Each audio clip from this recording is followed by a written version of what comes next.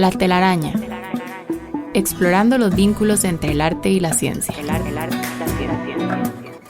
Científicos y artistas destacados construyen a partir de sus diferencias una telaraña de ideas y pensamientos y nos demuestran que al final todo está entrelazado. Déjate atrapar por esta telaraña, conducida por Jürgen Ureña, producida por Emma Tristán. La telaraña, por Amplify Radio.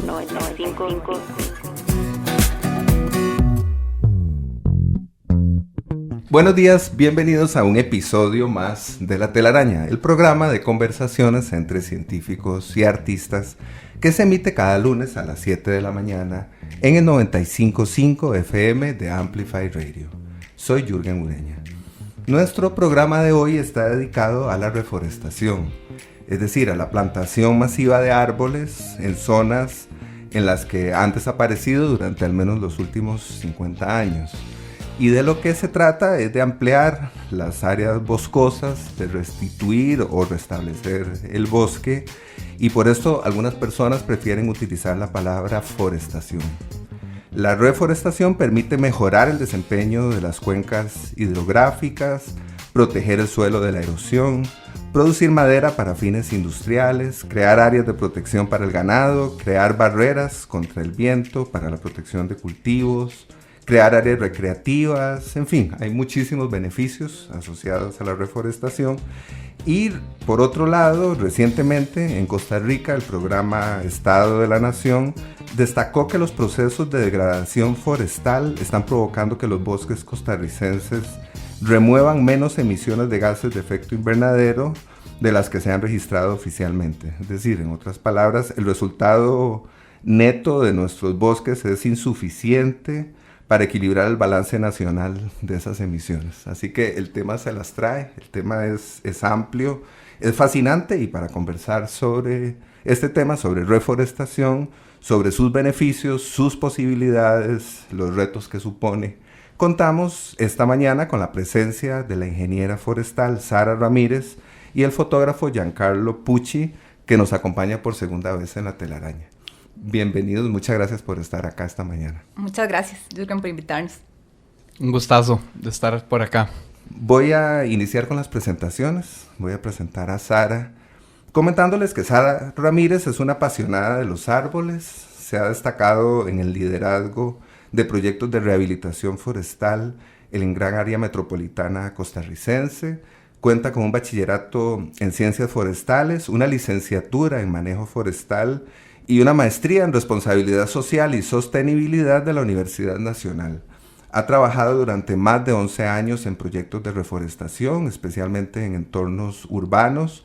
Participó en proyectos de restauración forestal en la Universidad Nacional y de reforestación y educación ambiental en la Fundación Árboles Mágicos.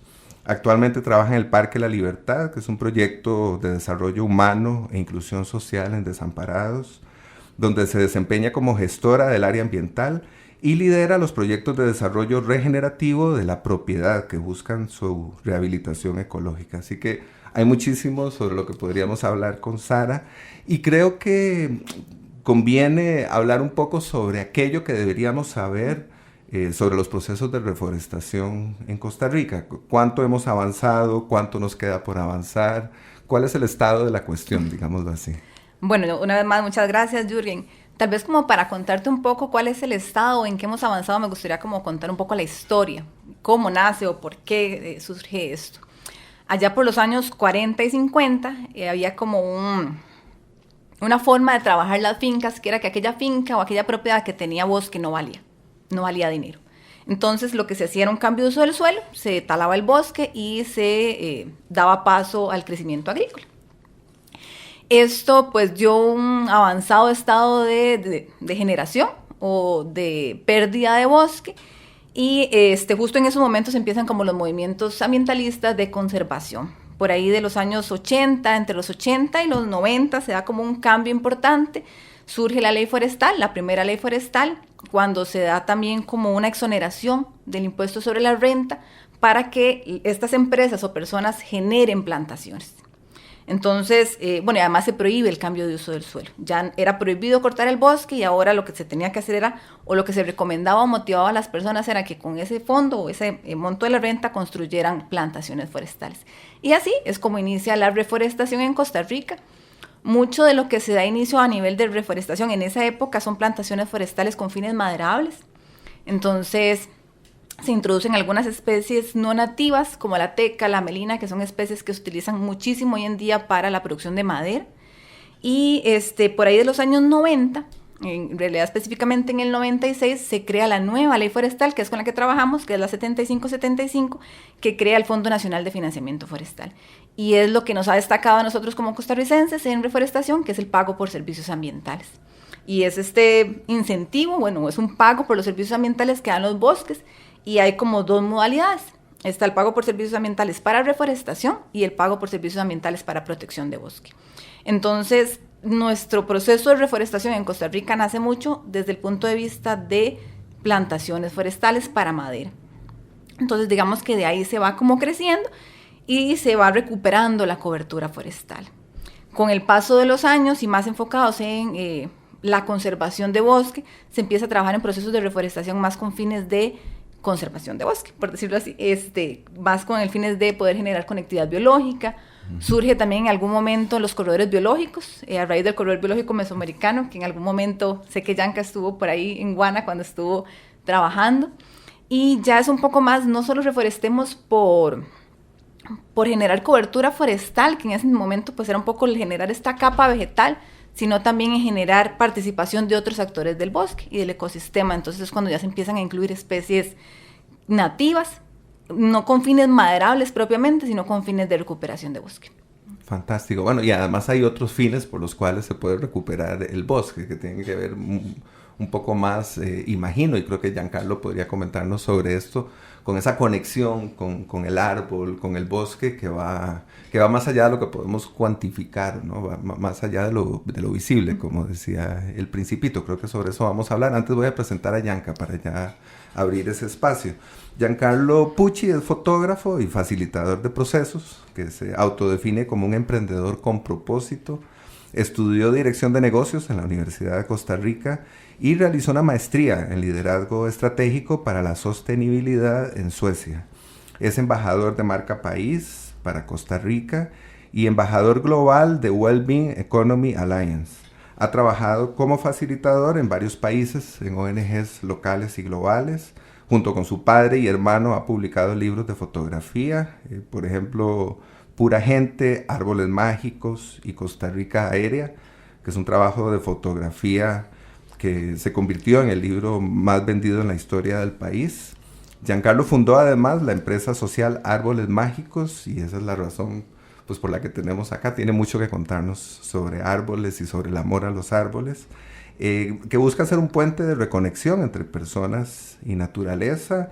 Es facilitador además de procesos de innovación social y acaba de terminar un programa de 2 años sobre sanación intergeneracional y colectiva con Thomas Hübl, así que también sobre eso podríamos hablar un poquito si nos da tiempo, si lo logramos. Pero conversemos primero sobre Árboles Mágicos. Hablemos un poco, por favor, sobre esa iniciativa, cómo surgió y cuáles podrían considerarse sus principales logros. Uh-huh. Bueno, primero, muy honrado de estar acá de nuevo con vos, Jürgen. Este programa siempre se aprende, se disfruta, no solo participar, sino escucharlo. Así que me siento muy vinculado con la telaraña. Muchas gracias. Y además estar aquí compartiendo con Sara, a quien aprecio mucho y sin duda compartimos ese amor por los árboles y los bosques del país. Árboles Mágicos... creo que el nombre empieza a develar de qué se trata, y se trata de buscar una conexión más allá de lo visible, más allá del árbol como el elemento ecológico o como el elemento productivo, si se ve desde el punto de vista forestal, pero de lo que no vemos del árbol, de la energía del árbol, de la presencia del árbol, de lo que el árbol significa en un ecosistema donde no solo es un elemento, pero tiene miles de vínculos, unos conocidos y muchísimos por conocer. Entonces Árboles Mágicos nace como esa invitación a ver a los árboles más allá de lo evidente. y de alguna manera atraídos por los colores de sus flores. Que cuando uno ve un paisaje, ¿verdad? Siempre digo que uno ve un paisaje verde con un montón de árboles, pero cuando empezás a ver los colores y el amarillo intenso de un cortés amarillo o el roble sabana con esos rosados que nos llaman por ahí de febrero, o el cortés negro que tiene un morado más intenso, esos colores empiezan a generar una atracción en nuestra atención y nos generan curiosidad, nos permiten acercarnos a ese árbol, querer aprender más. Entonces, todo esto lo describo porque lo fui viviendo personalmente en un momento de mucho estrés y presión profesional, muy enfocado en hacer carrera y como lo que uno aprende que tiene que hacer en la vida para ser exitoso, y uno cree que eso es. Pero en esa etapa lo que me tendió un espacio para sentirme de nuevo, sentirme y recordar cuál es esa esencia que rige mi vida y que me guía y que me permite conectar con mi contexto, fueron los árboles. Entonces yo a veces iba manejando, en ese momento vivía en Guanacaste, entonces imagínense un camino polvoriento, ¿verdad? En un atardecer de verano, y recuerdo la primera vez que fue un cortés amarillo así, que ya había botado buena parte de sus hojas, estaba todo el camino, sus flores, todo el camino lleno de flores, la luz entraba, había unos monos, había un montón de insectos, y recuerdo sentir algo que nunca había sentido, que era una conexión muy profunda con la vida, de sentir que no estaba solo, o sea, que había algo muy complejo, misterioso, que no veía, pero que ese árbol de alguna manera me estaba mostrando a través de su belleza. Así que ahí empecé a perseguir árboles por todo el país, con mucha pasión, con mucha curiosidad, porque no sabía mucho de árboles. Entonces, no solo los iba a visitar por su belleza, sino que tocaba puertas preguntando, bueno, ¿y ese árbol cómo se llama y para qué sirve y por qué le dicen así? ¿Verdad? Hay muchas preguntas que me fueron enseñando y me di cuenta que los colores de las flores podían a un ciudadano común darle mucha información que también podía promover su conservación y su bioalfabetización. Así que Árboles Mágicos empieza así, como un espacio de reconexión con nosotros mismos, con otras personas y la naturaleza.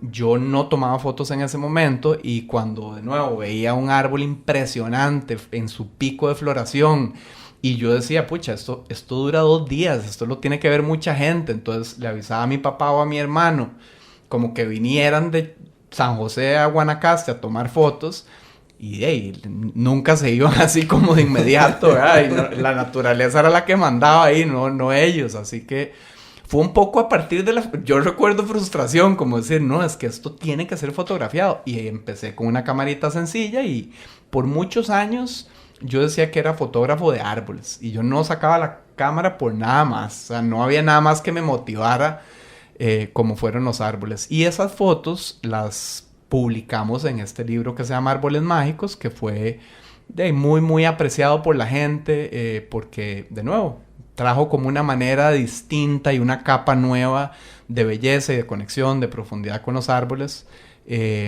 Y bueno, fue también un modelo innovador en ese momento, por eso decimos que es una empresa social, porque los ingresos de ese libro, el 100% de los ingresos fueron a la fundación, y es más, el libro se agotó en pocos meses, y con eso logramos contratar a la primera coordinadora de proyectos, que fue Sara, ¿verdad?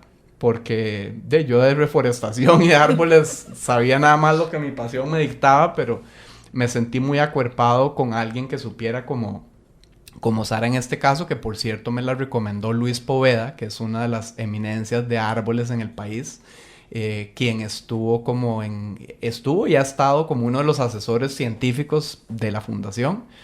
Y bueno, él fue el que me dio contacto de Sara, que había sido alumna suya en algún momento. Y qué hermoso eso, Yanka, de que los árboles te convirtieron en fotógrafo, ¿no? Sos fotógrafo gracias a los árboles o a la pasión por los árboles. Y a mí me gustaría preguntarles, justamente en relación con esa pasión por los árboles, ¿qué tan extendida está o ese conocimiento en la comunidad en general? ¿Cuál ha sido su experiencia al respecto? ¿Cuánto sabemos los ticos sobre árboles, haciendo una gran generalización? Bueno, yo creo que es variado, ¿verdad? Creo que el conocimiento de los árboles está más como en ciertas generaciones, personas tal vez adultas mayores, porque antes era como muy común, pues que en el cafetal te encontrabas el poró y sabías que era el poró y servía para esto y se utilizaba de cierta manera. Entonces, a mí me da mucha curiosidad cuando les pregunto a las personas adultas mayores, ¿y este árbol cómo se llama? Porque además el nombre de los árboles es casi que regional, ¿verdad? En algún lugar lo conocen de una manera, en otro lugar lo conocen de otra, por eso también los nombres científicos. Y yo creo que eso sí se ha ido perdiendo un poco. Realmente la juventud no conoce de muchos árboles, reconocemos los que tal vez son más abundantes o los que sobresalen, los por su floración, por ejemplo. Pero sí creo que se ha ido perdiendo ese conocimiento y además ha ido perdiendo como el conocimiento también ancestral de no solo cómo se llama, sino qué servicios tiene. Ahora que Yanka nos contaba un poco cómo arrancó con la fotografía, yo pensaba, bueno, es que hablamos de servicios ecosistémicos también, y un servicio ecosistémico que nos da el árbol más allá de la madera, que es un uso que nosotros los seres humanos le damos, está el del bienestar, de la belleza escénica. Y eso se ha ido perdiendo, hemos ido perdiendo como el para qué sirve este árbol, qué oportunidades nos da para nosotros como seres humanos, más allá de pues todo lo profundo que hay en el bosque y que aporta el ecosistema. Sí, definitivamente. Sí, construyendo sobre eso que comenta Sara, creo que ha habido como... Bueno, primero que está muy marcado el conocimiento en las áreas urbanas y en las áreas rurales. O sea, sin duda en el área rural es mucho... La gente sabe cuáles son los árboles que tiene cerca, ¿verdad? Y eso es bastante común. En las ciudades sí creo que somos más ignorantes, salvo de algunas pocas especies que sobresalen. Por otro lado, bueno, lo generacional, como dice Sara, probablemente sí, las generaciones más jóvenes no están tan empapadas con esto. Y creo que sí, Sara lo mencionó, como los saberes ancestrales, que creo que ya ahí sí hay un tema país, porque nuestra población originaria es pequeña, ¿verdad? Creo que ronda el 2,5% como máximo. Creo que son 7 etnias diferentes las que aún siguen de alguna manera transmitiendo conocimiento entre ellas. Algunas de esas han perdido su lenguaje original inclusive. Entonces no nos pasa lo que pasa por ejemplo en Perú o en Colombia o en México, que los saberes ancestrales de los árboles siguen muy muy vivos, ¿verdad? Y creo que ahí inicia como esa relación del ser humano con la naturaleza. El árbol ha sido siempre ¿verdad? Un portal de conexión muy, muy evidente, donde se ha construido mucho conocimiento, de nuevo, ancestral, y que eso yo no diría que se ha perdido, nada más que está latente y muy, muy, muy poco conocido por el resto de los costarricenses, que tal vez no nos hemos acercado tanto a eso aún. Y hay algo muy interesante que señalas en cuanto a la posibilidad o tal vez necesidad de reconectar con ese conocimiento que está ahí, latente, como decís, pero probablemente disperso, probablemente muy limitado también en algunos casos por la lengua o por las personas que transmiten cultura, claro, en las comunidades autóctonas u originarias, ¿verdad? Entonces, creo que hay todavía un trabajo por hacer entre lo mucho que podríamos hacer en relación con los árboles. Y es que imagínense una comunidad indígena que vive en la naturaleza, cuyos ancestros tenían una relación muy cercana y se transmiten esos saberes. La relación con el árbol es diferente, ¿verdad? Porque no es solo conocer el nombre y el uso y el tipo de madera, etcétera, sino que hay una conexión mucho más profunda, una conexión interna, directa con los ancestros, por ejemplo, porque muchas etnias enterraban a sus muertos, por ejemplo, en la ceiba. La ceiba ha sido un árbol ancestral para muchas etnias, incluidas los malecos y otras, pero nombran los malecos porque hay una ceiba cerca del Río Celeste, gigante, en algún momento la conocí, donde era un árbol sagrado para los malecos, así como lo fue el volcán Arenal, así como lo fue el Río Celeste. Entonces, ese saber más profundo es algo que el que nació en San José o nació en cabecera de una provincia y no tiene ese contacto, lo va a entender si se acerca con curiosidad, apertura y mucho respeto a palpar eso un poco más de cerca. Sí, yo pienso también que las nuevas generaciones tienen más sensibilidad también con la protección del medio ambiente, ¿verdad? Entonces también hay como más interés tal vez no como de este conocimiento ancestral que se ha ido perdiendo, pero sí como de la importancia no solo de los árboles, sino de la vegetación en general. Las juventudes vienen pues como más sensibles, ¿verdad? Más conscientes del efecto que estamos teniendo, especialmente con el cambio climático, y los hace preocuparse más por conocer, por cuidar, por conservar, y pues es como una forma también de adentrarse en esa profundidad de la información que tienen los árboles. Muy bien. Bueno, no todo parece positivo. El panorama parece ofrecer cosas buenas para el futuro en relación con los árboles o nuestra relación con los árboles. Vamos a hacer aquí una pausa y ya volvemos. La telaraña en Amplify Radio 95.5.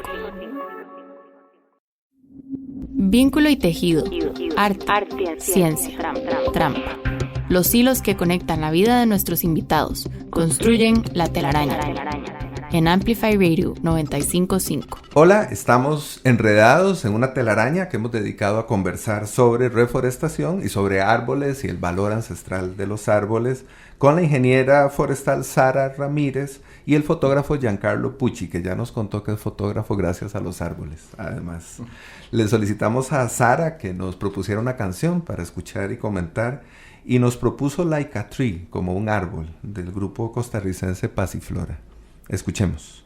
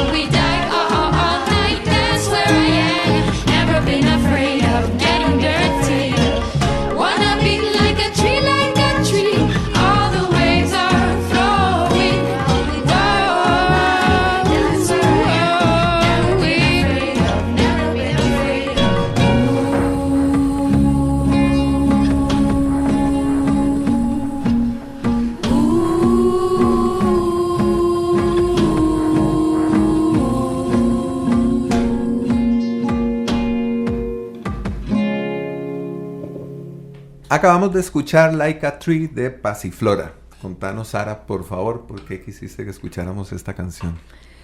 Bueno, primero que todo, el grupo me parece que es un grupo, me encanta el grupo. Pasiflora tiene un montón de canciones súper bonitas. Y pues en realidad yo creo que es como la parte poética de mi pasión por los árboles.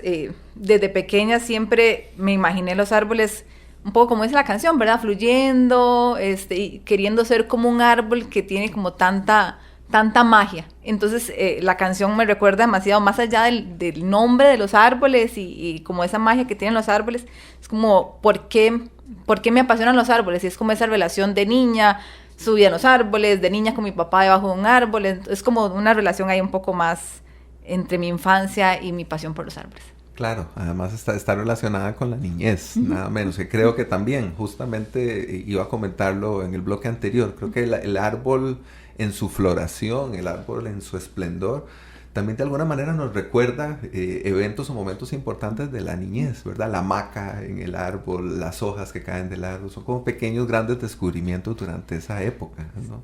Creo que hay algo importante. Creo que el que no se ha subido a un árbol en su niñez todavía no tuvo niñez. Pues sí, o una niñez más bajo techo, que es lo que quizás está pasando un poco más ahora. Claro. Pero bueno, los que somos un toque más roquillos, nos tocó andar jugando afuera. Y eso es una gran bendición. Bueno, y supongo, que supone también una gran conexión. Es decir, me imagino programas educativos o de divulgación de este tipo de conocimiento asociados a experiencias como vaya y súbase un árbol, ¿verdad? Baje frutas del árbol, por ejemplo. Sí, yo creo que el árbol siempre está presente en nuestra vida, ¿verdad? Tal vez de niños no somos tan conscientes como de ese árbol, pero la hamaca que está amarrada al árbol, la guayaba de camino a la escuela, el mango, el jocote, no sé, cualquiera que nos podamos como recordar, o las caídas que se da uno en los árboles subido, ¿verdad? Es como, y tal vez porque quienes somos más viejos o somos de ciertas zonas rurales. Menos jóvenes. Sí, menos jóvenes, digamos, en realidad que todos somos jóvenes. Los que somos más maduros, como una guayaba bien madura. Tenemos esa oportunidad, pero hoy en día también en los parques urbanos, que es parte de estos procesos de reforestación que se han activado, que se vienen activando mucho en la gama últimamente, la presencia del árbol está ahí, ¿verdad? El árbol está ahí creciendo, ahí está el mango, la guayaba, el guachipelín, el roble sabana, y de alguna manera los niños y las niñas se van a encontrar con él y se están encontrando con ellos. Uh-huh. Me acordé, cuando dijiste caídas, me acordé de mi hermano y yo chiquillos, o sea, de haber sido como de 6 años, 4 años, 5 años. Había un pino en el jardín de atrás de mi casa y nos poníamos como capas de ropa, pero imagínense así los calzoncillos por fuera, pero capas y capas y capas. Nos subíamos a una rama y nos tirábamos. O sea, nunca nos quebramos, pero era muy aventuresco. Bueno, no, pero eso habla justamente de esa experiencia en relación con el árbol, de eso que le debemos y que en algún momento de la vida le agradecemos, sí. ¿Verdad? Me imagino. Y quería como agregar a esto que estaba comentando Sara sobre las ciudades, porque también hay una concepción como que el bosque está allá afuera en el Parque Nacional y en realidad no lo hemos concebido demasiado conscientemente y efectivamente cada vez hay más conciencia y hay un montón de iniciativas urbanas bellísimas que creo que con el pasar de los años, si nos permitimos ese cambio cultural, podemos integrar mucho más a la naturaleza en la ciudad. Entonces no hay ese contraste tan grande y la necesidad de irse por horas o kilómetros, sino muy cerca, desde la oficina, desde la casa, puede haber una integración mucho más, o un acceso mucho más palpable con la naturaleza. Bien, ahora que hablas de contrastes, y bueno, hemos hablado de los efectos positivos del bosque, de los árboles, de la reforestación, a mí me gustaría plantear más bien la conversación en la dirección opuesta, ¿verdad? Algunos biólogos señalan, por ejemplo, que los procesos de reforestación producen algunos inconvenientes. Ignoran con frecuencia la diversidad de los alimentos silvestres, como hongos, tubérculos, semillas, condimentos, ¿verdad? Y creo que sería interesante conocer la experiencia que ustedes han tenido al respecto. Sí, tal vez, bueno, como te comenté al inicio, los procesos de reforestación surgen mucho a nivel de plantaciones forestales, ¿verdad? Que es como un monocultivo, donde a pesar de que hay servicios ecosistémicos de fijación de carbono, de percha para árboles, es un solo cultivo. Los procesos de reforestación han ido evolucionando y hay como, es importante como hacer esa diferenciación, ¿verdad? Está la reforestación para producir madera, que es 1000 veces mejor que cualquier otro producto, plástico, aluminio, etc. Y están las reforestaciones para generar conectividad biológica o para generar conservación. Aún así, la reforestación normalmente está muy relacionada a la parte forestal, que viene de árboles. Entonces, cuando se hacen procesos de reforestación, se piensa más como en esa estructura más grande que es el árbol, y tal vez se excluyen otros procesos como los arbustos. Bueno, el bosque tiene como diferentes estratos, ¿verdad? Entonces están como los estratos mayores y los más pequeños como hierbas, lianas.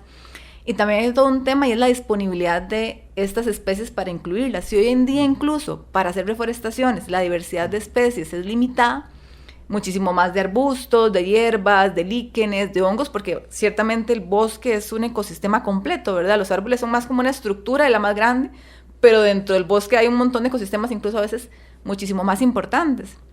Entonces creo que mucho está relacionado con la falta de la disponibilidad.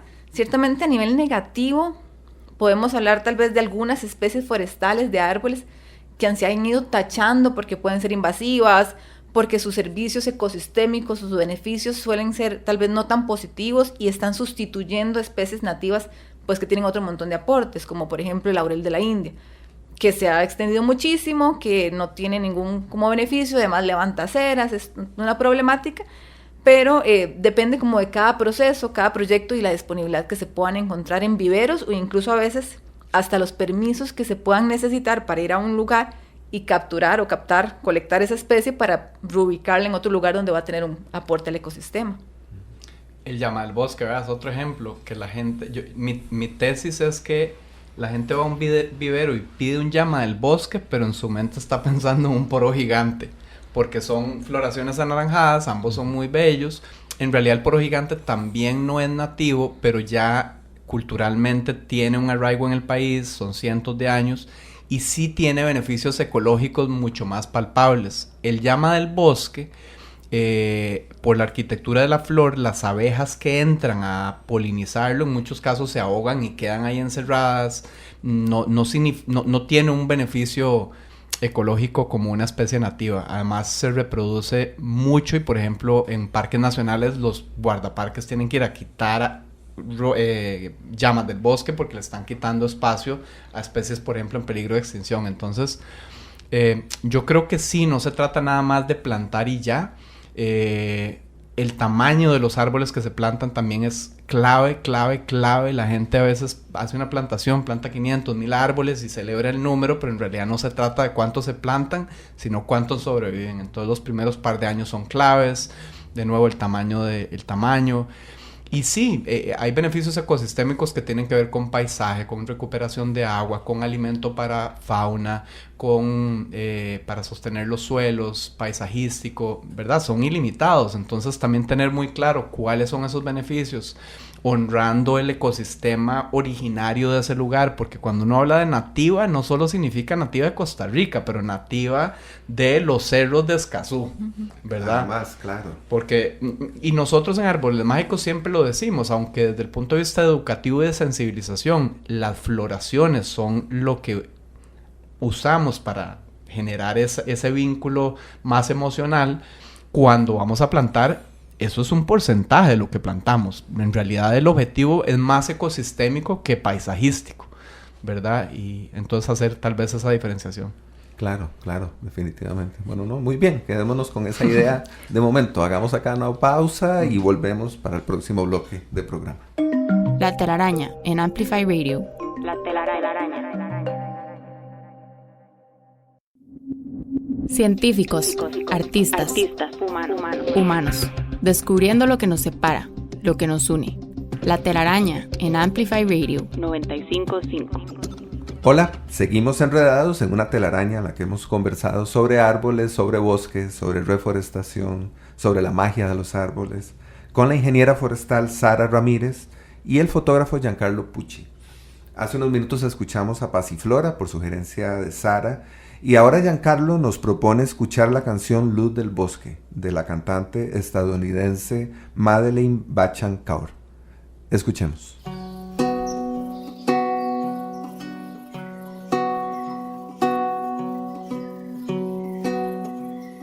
Somos la luz del bosque, Espíritu de todas las edades, somos la luz divina, sabiduría de los mares, somos la luz del bosque. Espíritu de todas las edades, somos la luz divina, sabiduría de los mares, transformamos el dolor, trayendo todo a la luz, transformamos el dolor, trayendo todo a la luz, con el espíritu de amor, todo el día y la noche, con el espíritu de amor, todo el día y la noche. Arkuriname, Jugarkuriname, Satkuriname, Siri Gurudeve Name. Arkuriname, Jugarkuriname, Satkuriname, Siri Gurudeve Name. Arkuriname, Jugarkuriname, Satkuriname, Siri Gurudeve Name. Arkuriname, Jugarkuriname, Satkuriname, Siri Gurudeve Name. Arkuriname, Jugarkuriname, Satkuriname, Siri Gurudeve Name. Arkuriname, Jugarkuriname, Satkuriname, Siri Gurudeve Name. Arkuriname, Jugarkuriname, Satkuriname, Siri Gurudeve Name. Arkuriname, Jugarkuriname, Satkuriname, Siri Gurudeve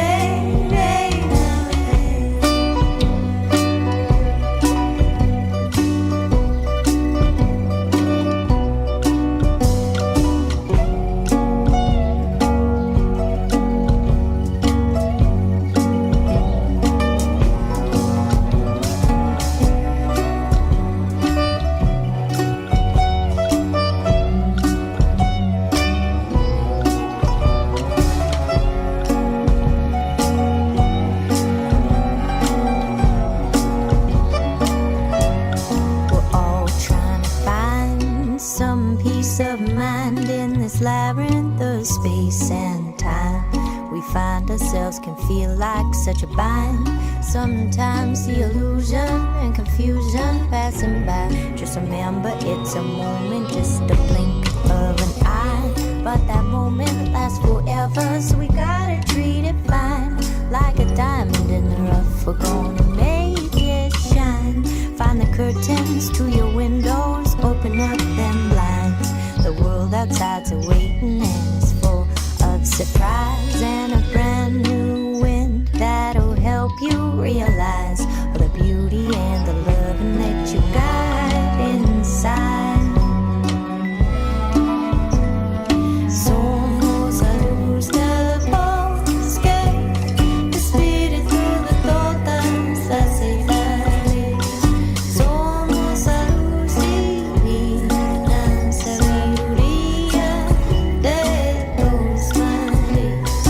Somos la luz del bosque, espíritu de todas las edades. Somos la luz divina, sabiduría de los mares. Vamos el dolor, trayendo todo a la luz. Transformamos el dolor, trayendo todo a la luz. Con el espíritu de amor, todo el día y la noche. Con el espíritu de amor, todo el día. Acabamos de escuchar La Luz del Bosque, un fragmento de esta pieza de Madeline Bachan Kaur. Yanka, contanos por favor por qué quisiste que escucháramos esta canción. Creo que esta canción, bueno, esta cantante cuenta que ella tuvo como un despertar a los 18 años, donde empezó a hacer yoga kundalini y más grande empezó a hacer kirtan, que es como música sagrada, que incluye mantras y otras cosas, y que ella estaba en un momento especial de su vida, que justamente estaba en un bosque cuando empezó a sentir la letra de esa canción, casi como si viniera de otro lugar. Uh-huh. Entonces siento que es una canción que donde uno puede sentir esa conexión más profunda del bosque. Es lo que llama música medicina, ¿verdad? Que cada vez además está como dándose más a conocer, hay mucho en Sudamérica.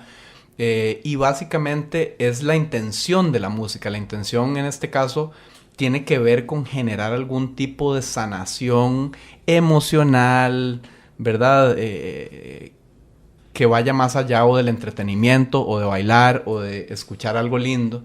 Entonces creo que se transmite mucho. Hay una frase de esa canción que me encanta que dice: transformamos el dolor trayendo todo a la luz. Y creo que la naturaleza puede hacer eso por nosotros, ¿verdad? No se trata solo del bienestar, como de sentirse bien, sino de ir hasta donde las raíces profundas nos llevan, a los lugares más oscuros que no se ven, pero que están ahí, y transformar eso. Entonces creo que esta canción es una invitación a además hacer eso como en compañía, no solo nosotros, cada quien con sus sombras, pero hacerlo en compañía de otras personas y ojalá debajo de un buen árbol que nos ayude. Sí, es una canción muy hermosa. Programamos un fragmento, acabamos de escuchar una partecita, pero creo que conviene escucharla completa, así que luego pueden buscarla por ahí exactamente para que tengan la experiencia. Creo que tiene que ver en buena medida con eso, con la experiencia. Hace unos minutos fuera de micrófono, Sara nos comentaba que le gustaría hablar un poco sobre casos de los corredores biológicos urbanos, ¿verdad? Sí, creo que es una iniciativa, son iniciativas que se han venido desarrollando desde hace ya varios años en la gran área metropolitana. Los corredores biológicos interurbanos lo que hacen es, como su nombre es, un corredor, ¿verdad?, para conectar microcuencas. Existen diferentes corredores biológicos, por ejemplo, yo participo del Comité Local del Corredor Biológico Interurbano Bicentenario Tiribí, que lo que busca es proteger y generar iniciativas con municipalidades, con empresa privada, con ONGs, con sociedad civil para conservar la cuenca. Así existe uno de María Aguilar, del Torres y de diferentes ríos a lo largo del gran área metropolitana, y es donde se están desarrollando las mayores iniciativas de reforestación a nivel de las zonas urbanas. Y esto es importante porque la ciudad sigue creciendo, ¿verdad? Y sigue desarrollándose ahora torres, carreteras, y seguimos rompiendo esta periferia, ¿verdad?, de la GAM, y nosotros pues vamos como escondiendo los ríos. Y estos ríos son ese canal por el que se comunican las aves, el zorro pelón, los mapaches. Entonces, esta estructura que es importante, creo que también nos permite como generar estos puentes, no solo para la conservación y la conectividad biológica, sino para que las personas que vivimos en la ciudad puedan conectarse con la naturaleza, ¿verdad? Sí, y creo que en eso hemos sido visionarios, porque también hay una ley que prohíbe construir a los márgenes de los ríos. A mí que me ha tocado sobrevolar bastante la ciudad y fotografiarla, va creciendo y es increíble. Antes uno veía, ¿verdad?, Alajuela, Heredia, Cartago y San José separados visualmente, pero ahora eso ya conectó todo eso. Pero todavía se ven esos corredores biológicos, o sea, no son solo conceptuales, son reales, nada más que les estamos dando la espalda, no hay conocimiento sobre ellos. Y por eso iniciativas también como Rutas Naturbanas, ¿verdad?, que busca que la gente pueda aprovechar estos corredores de una manera más práctica y más diseñada para que así sea, puede tener un beneficio en muchas capas. Es interesante eso que mencionas sobre la visión aérea, que permite ver los ríos, porque yo creo que justamente la ciudad ha crecido dándole la espalda al río y se trata de no verlo, de no apreciarlo, de entubarlo, de ocultarlo. De botar las aguas negras, ¿verdad? Exacto. O a las aguas industriales. Sí, todo lo feo al río. Sí, exacto. Tiene toda esa sillón, carga negativa. el sillón viejo que ya no sirve, la llanta que ya, ¿verdad? O sea, sí. Entonces creo que supone un cambio muy importante, ¿verdad? De volver la mirada hacia los ríos, de trabajar alrededor de los ríos, de valorarlos y por supuesto la reforestación asociada a esto me parece importantísimo. Yo creo que sería interesante hablar sobre casos de reforestación, casos exitosos, digamos, en otros países, ampliar un poco la conversación y llevarla a esa esfera. ¿Qué podrían comentarnos o qué les gustaría comentarnos al respecto? Yo creo que a mí me da esperanza, aunque el ritmo de lo que está sucediendo todavía genera una angustia porque a veces se siente lento, pero sí están sucediendo iniciativas globales, por ejemplo en China, ¿verdad? China tiene el desierto del Gobi, que es un desierto que cada año va ganando como 3,000 kilómetros cuadrados, ¿verdad?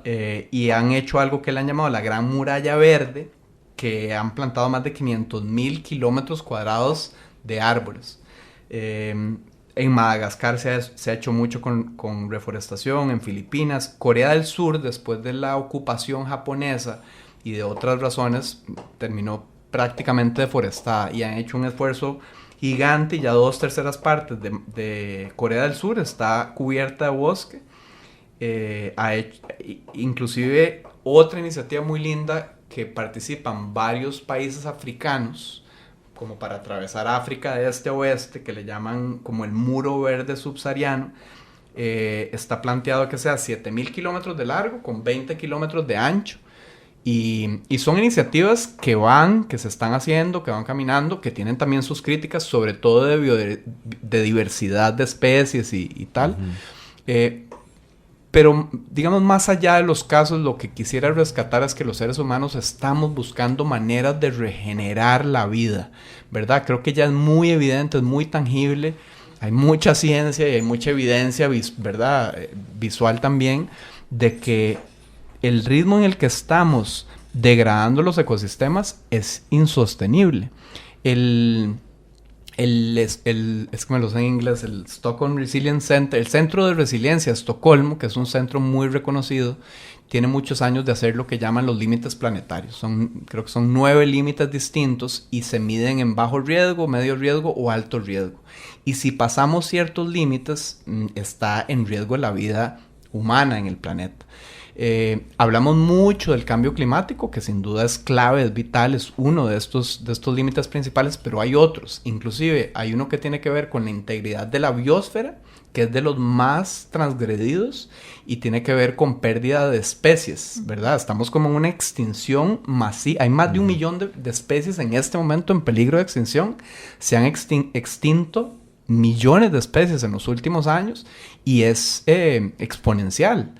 Creo, no recuerdo el dato en este momento, pero no sé si es como el 80% o más de las especies de animales que hay en este momento en el planeta son especies domésticas o para alimento, ¿verdad? La vida silvestre se está reduciendo. Eso es vida pura, hay conocimiento, hay medicina que nos puede ayudar en nuestro bienestar, son polinizadores, conectores de un ecosistema que tiene tantas capas de complejidad que no vemos.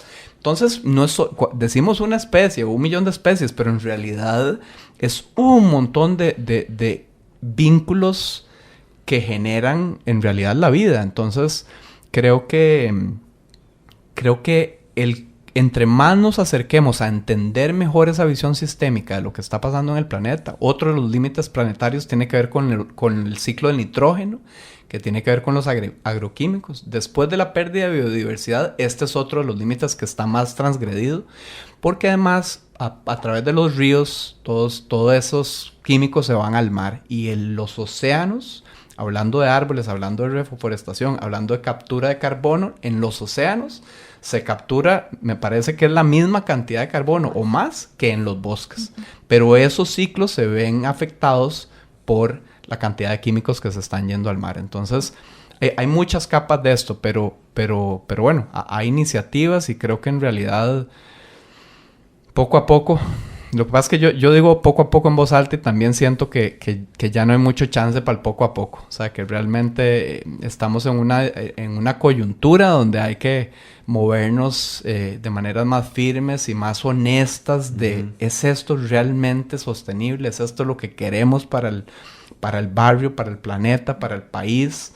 Y creo que tal vez para terminar la idea, y Sara podría complementar aquí un poco, hay un pensamiento que siente que el bosque es algo intocable, ¿ok? Que está allá y pagas una entrada para entrar ahí. Pero creo que en un país que tiene el 52% de cobertura forestal, como Costa Rica, en el que el turismo es la fuente número 1 de ingresos, en el que hay comunidades que están dentro de algunas áreas protegidas o en directa comunión, o donde hay algunos cantones cuyo el porcentaje de área silvestre protegida es el 90%, creo que La Cruz, por ejemplo. Entonces, creo que el siguiente paso, y que Costa Rica ya ha dado muestras de eso, pero podemos ser un ejemplo mundial, es cómo convivimos con la naturaleza de manera tal que también sea una fuente más allá del turismo, digamos, una fuente de ingresos más allá del turismo, y que pueda haber realmente nuevas maneras de innovar a través de lo que podemos ver y aprender con la naturaleza, y cómo integrar a las comunidades para que suceda eso y no haya un borde tan rígido entre el bosque, digamos, y las comunidades o la ciudad. Claro. Sí, yo pienso ahí que hay que generar mucha educación. Digamos, hay como dos temáticas, ¿verdad? Porque Giancarlo nos habla un poco como de esta pérdida de biodiversidad, el cambio climático, el impacto de los abonos nitrogenados en el suelo y cómo esto va haciendo que las mismas especies se vayan perdiendo, pero hablamos también como de cómo acercarnos a la naturaleza sin que hayan como estas barreras.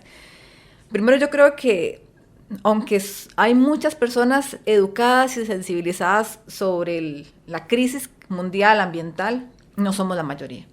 Y ahí, digamos, hay demasiado trabajo que hacer, porque creo que, aunque hablamos mucho de este tema, las personas siguen utilizando, por ejemplo, plásticos de un solo uso, tenemos leyes que todavía permiten utilizar ciertos tipos de agroquímicos. Hay mucho que hacer por ahí. Por otro lado, a nivel del bosque, e incluso hace algunos años, antes de que existiera la ley forestal y se creara también la ley de biodiversidad, que habla sobre las áreas silvestres protegidas, habían unas formas de trabajar en el bosque privado, porque digamos, tenemos en Costa Rica existen bosques del Estado, ¿verdad? Que son los parques nacionales, y que ahí pues lo que se busca es preservar para el futuro, ¿verdad? Para que sea un espacio o islas para las especies silvestres. Y tenemos reservas privadas, que soy Sara Ramírez, que tiene una finca, que no la tengo, ya quisiera, pero de 200 hectáreas en el Braulio Carrillo. Entonces, en el pasado se permitía que esta propiedad yo le pudiera ir, es decir, bueno, estos 3, 5 árboles están maduros, los extraigo, y esto permite que el bosque se regenere. Porque también ya bosques maduros, los ciclos son muy cortos de regeneración y de fijación de carbono. Este tipo de iniciativas creo que pueden desarrollarse más en bosques privados, ¿verdad? Y no precisamente la extracción de madera, ¿verdad? Más el uso, digamos, más a nivel de turismo, incluso hay muchísimos subproductos del bosque, se hablan pues productos no maderables del bosque, ¿verdad? Hay demasiado que se puede aprovechar sin que eso implique la explotación del bosque o la eliminación del bosque, ¿verdad? Más bien, si yo tengo una propiedad, que soy una persona rural, que no me dejan hacer nada con esta propiedad y puedo sacarle, monetizar de alguna manera, pues más voy a querer conservarla, ¿verdad?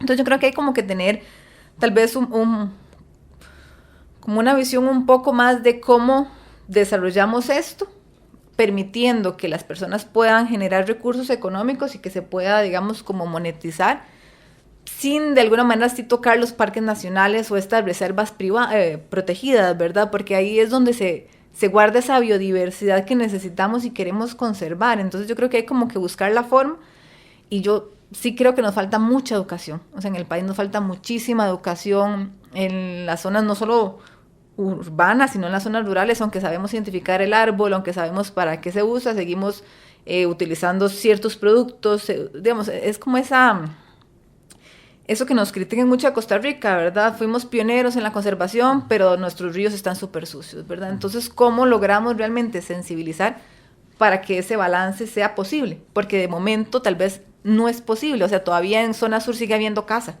de animales, en zona sur siguen yéndose las personas, los oreros a sacar oro a parques nacionales, ¿verdad? ¿Cómo realmente logramos ese balance? Creo que tocas un punto que me parece valioso. Tiene que ver con las decisiones que Costa Rica ha tomado en un pasado. Hemos sido muy reconocidos por varias decisiones que han sido trascendentales y que han marcado el futuro del país. Yo creo que el momentum de esas decisiones ya requete se acabó. O sea, ya llegó el momento para que se tomen otras decisiones que marquen la Costa Rica de los próximos 100 años. Y que pensemos en 100 años, o en 50 años, o en 20, no en 4. Entonces, y creo que tienen que ver con cómo nos relacionamos con la naturaleza, cómo integramos la naturaleza en las urbes, cómo innovamos a partir de la naturaleza, como si Costa Rica fuera un hub verde donde salen ideas, patentes, ¿verdad? Que se pueden comercializar y que podemos no solo patentes de productos, pero el know-how de estructuras como lo fueron el pago de servicios ambientales, por ejemplo, pero que también ya cumplió su ciclo, ya requiere una innovación. Por ejemplo, esta herramienta depende del impuesto al combustible. Y si queremos más bien bajar el consumo de combustible, habría menos plata para el pago de servicios ambientales. Entonces, claro, ahí podríamos hablar horas, pero lo que sí creo es que está en combinar la educación y las capacidades sofisticadas que tiene el tico, y puesto que muchas transnacionales vienen a basarse acá, pero combinado con la naturaleza. No solo ser lugares de ensamblaje o de producción de chips o de instrumentos médicos, pero también basados en la naturaleza. Qué mejor inspiración que la naturaleza. Y ahí, y sucede en el mundo. Hay muchos productos que se inspiran en la naturaleza. Entonces, la biomimética es un área que estudia esto y es fascinante, y creo que hay una gran oportunidad para una de muchas decisiones que los ticos deberíamos tomar para futuro.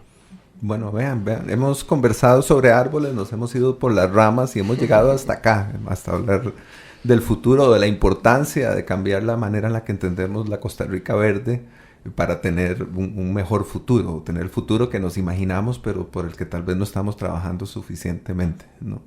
Hagamos aquí una pausa y ya venimos para nuestro último bloque de programa. La telaraña en Amplify Radio 95.5.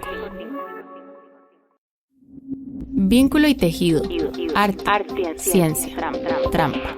Los hilos que conectan la vida de nuestros invitados construyen la telaraña. En Amplify Radio 95.5. Hola, bienvenidos al último bloque de una telaraña en la que hemos conversado sobre reforestación y otros temas. Nos hemos ido por las ramas también con la ingeniera forestal Sara Ramírez y el fotógrafo Giancarlo Pucci. Nuestro invitado ausente de hoy es el fotógrafo brasileño Sebastião Salgado, que nació en 1944, ha viajado por más de 100 países con sus proyectos fotográficos y ha llevado a cabo exhibiciones de ese trabajo alrededor de todo el mundo. Salgado ha recibido numerosos premios internacionales por su trabajo, por su notable trabajo, habría que decir, como el premio Eugene Smith de fotografía humanitaria en 1982 y el Príncipe de Asturias en 1998. Junto con su esposa, Lelia Wanik, fundó en 1998 el Instituto Terra, que tiene entre sus propósitos principales la reforestación, y con más de 4 millones de semillas de especies nativas criadas por ellos, reforestaron por completo con su flora original, además, la hacienda Vulcão, que está en Minas Gerais, en Brasil. Así que ese es un trabajo, ¿verdad?, impresionante y creo que muy, muy revelador sobre esa idea de futuro, sobre lo que queremos hacer hoy para las futuras generaciones, sobre lo que hablábamos en el bloque anterior. Actualmente el Instituto Terra ha recuperado más de 297 especies de árboles nativos en un total de 710 hectáreas que han acogido además de forma natural a diversos animales. Ahí hablamos sobre la protección de la vida silvestre. Todo esto, parece que todo nos lleva a Sebastião Salgado. Y por supuesto aquí la pregunta es, tratando de ser sintéticos en este último bloque, ¿qué les gustaría comentarnos sobre el trabajo de Salgado, tanto en su dimensión como fotógrafo, como en su trabajo como figura internacional destacadísima dedicada a la conservación ambiental. A mí me inspira mucho, él creo que era economista y trabajaba en administración. Es una historia como la tuya, más o menos. Hay ciertas similitudes con mucho menos... Ocupación así. Sí, mucho menos... Brasil es un país grande, Sí, Costa Rica es pequeño, sí. digamos, un tema de escala. Sí, pero me inspira mucho que la foto lo llevó a visitar lugares, a ver realidades que él no conocía.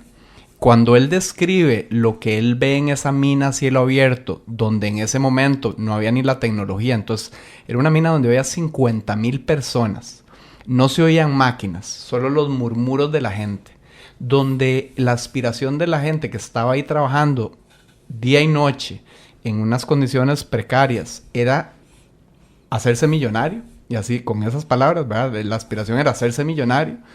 Él le tocó algo internamente que sintió que tenía que haber otra manera, que tenía que haber otra aspiración, que tenía que haber otra manera de poder también relacionarse con el planeta. Esos viajes lo tocaron tanto que no fue solo promover a través de su foto la naturaleza, pero esta hacienda de 700 hectáreas, que es un montón, ¿verdad? Ha sido parte de su plan de vida y de su plan de su familia y...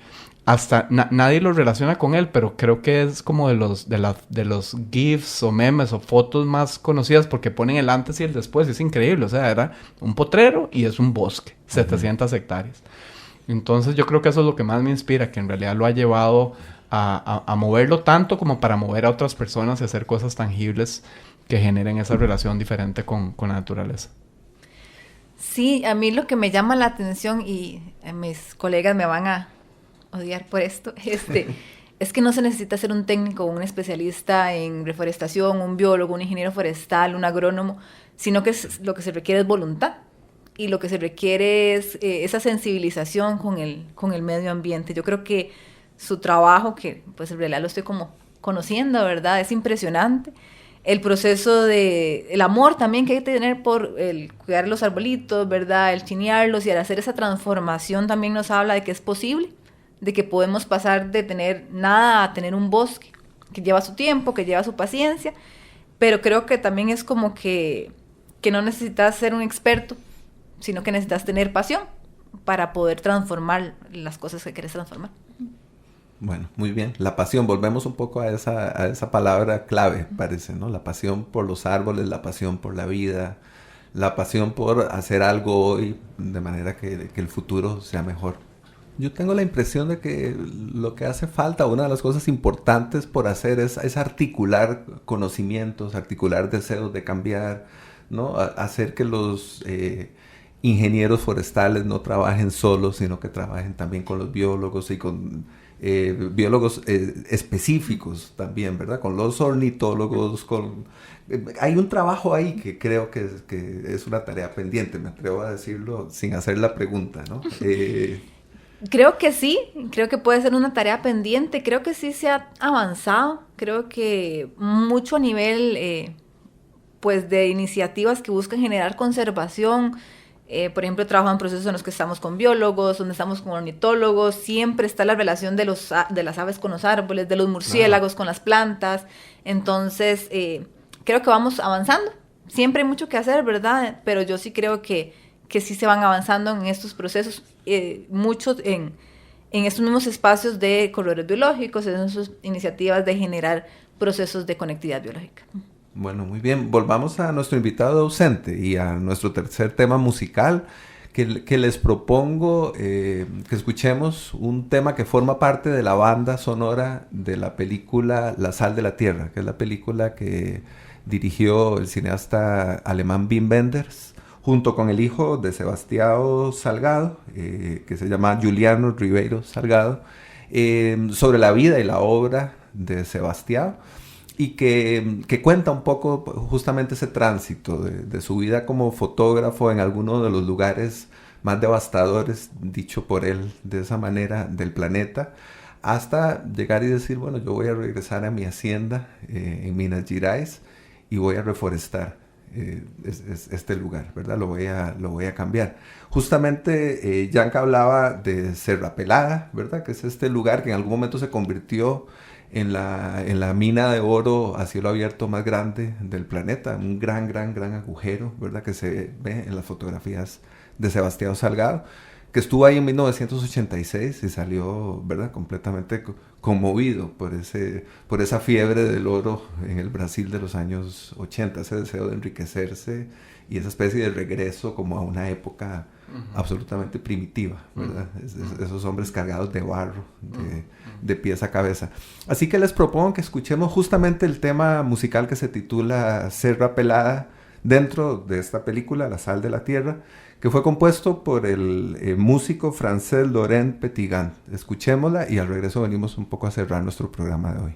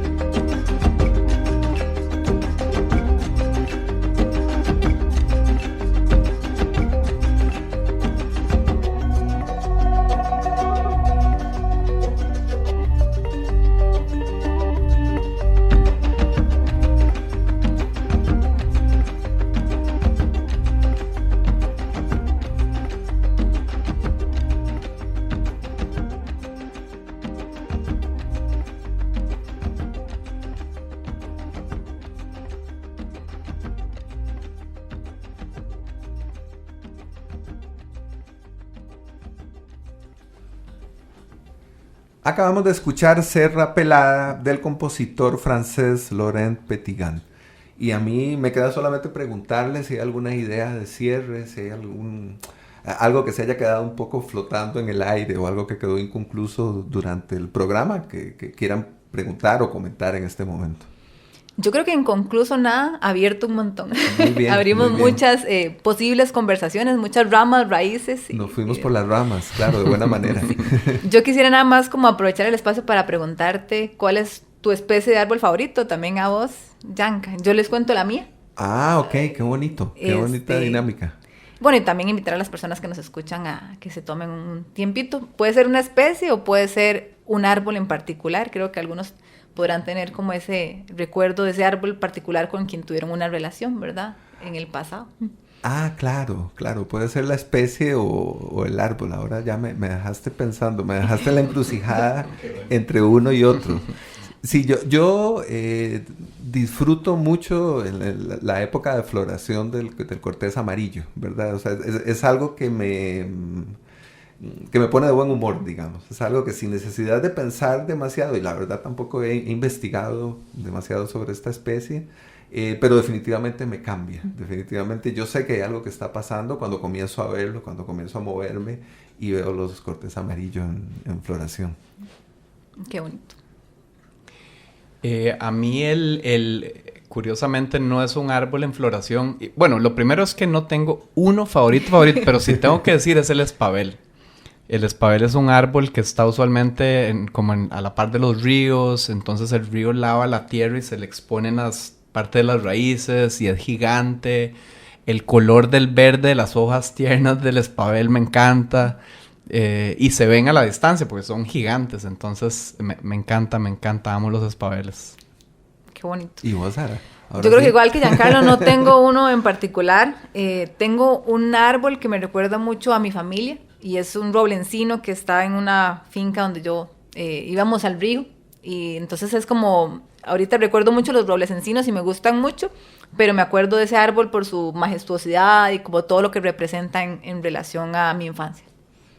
Muy bien, bueno, y gracias por proponer la dinámica, porque creo que sí, que luego incluso en el Instagram podemos hacer que algunas personas participen un poco, claro. que se hagan esa pregunta y participen de la experiencia. Sí, tal vez para cerrar, invitarles a que sigan Árboles Mágicos en redes sociales, claro. Porque en realidad hay muchas invitaciones a actividades, hacemos tour de árboles en la ciudad, que le llamamos senderos urbanos, lo hacemos en colaboración con Chepecletas. Vamos a estar haciendo giras fuera de la ciudad a ver floraciones y floraciones masivas en los próximos meses. Qué bonito. Yo me apunto. Sí, te fijo, te avisaremos. Gracias, sí. Y la idea es esa. La intención básicamente es acercar a las personas a los árboles. Porque sabemos que al acercarse a los árboles se van a acercar a ellas mismas. Y entre más nos acerquemos a nosotros mismos, más vamos a cuidar a los árboles. Entonces es un ciclo virtuoso. Muy bien, ciclo virtuoso, qué maravilla. Con ese ciclo virtuoso cerramos hoy. Muchas gracias otra vez por estar acá, por compartirnos tan generosamente su tiempo, su conocimiento. Gracias también a Daniel Ortuño, que nos acompaña en la cabina de grabación, a Emma Tristán, la productora de La Telaraña, y a las personas que nos sintonizan todos los lunes a las 7 de la mañana en el 95.5 FM de Amplify Radio, o a quienes escuchan el programa después en las plataformas de la radio o de Spotify. Soy Jürgen Ureña, les deseo un buen día, muchas gracias y hasta pronto.